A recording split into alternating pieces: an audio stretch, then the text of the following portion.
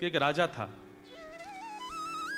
उस राजा को सिर में एक दर्द हुआ जिसको वैद्य अनेक प्रयास करके भी ठीक नहीं कर पाए। तो एक वैद्य ने उपचार बताया, बोले एक उपचार है। बोले क्या? मानसरोवर में जो हंस रहते हैं उन हंसों को मार करके उनके हृदय से एक लेप बनाया जाएगा। वो लेप जब माथे पे लगाया जाएगा तब राजा का पीड़ा दूर होगी। राजा ने अपने सब सैनिकों को आज्ञा की, मानसरोवर जाओ और वहां से हंसों को पकड़ के लाओ, मेरा दर्द ठीक होना चाहिए। तो उन हंसों से ठाकुर जी बहुत प्रेम करते थे क्योंकि वो वैष्णवों की बड़ी सेवा करते थे।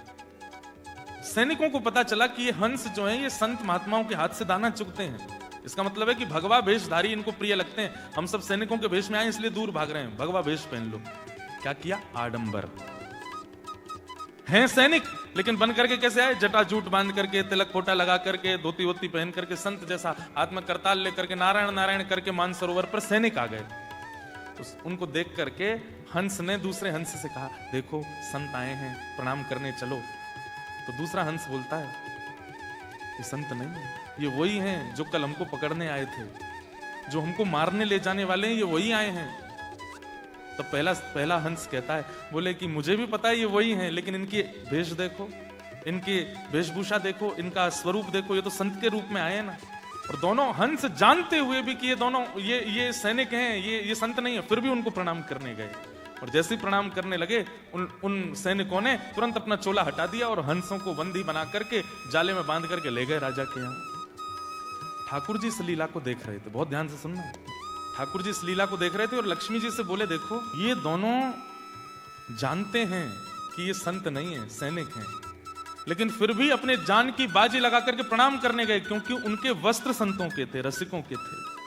लक्ष्मी जी तो बोली, ये तो गलत बात है, चतुराई दिखानी चाहिए थी। जब जान गए सामने वाला वैष्णव नहीं है तो फिर उसके पास क्यों गए? ये तो मूर्खता है। ठाकुर जी बोले, तुम नहीं समझोगे। वैष्णवों के प्रति प्रीति का मतलब यह नहीं होता कि वो व्यक्ति विशेष प्रीति के योग्य है। उसके कई बार व्यक्तित्व पर प्रीति नहीं होती, पर उसका बाह्य आवरण भी पूजनीय होता है, वंदनीय होता है।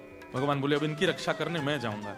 और ठाकुर जी राजा के यहाँ एक वैद्य बन करके पहुंच गए और बोले, देखो राजन, इन हंसों को मत मारो, मेरे पास एक औषधि है, मैं औषधि लगाऊंगा और औषधि लगाते ही अगर तुम्हारी पीड़ा दूर ना हो जाए तो कहना, लेकिन अगर पीड़ा दूर हो जाए तो इन हंसों को वापस छुड़वा देना।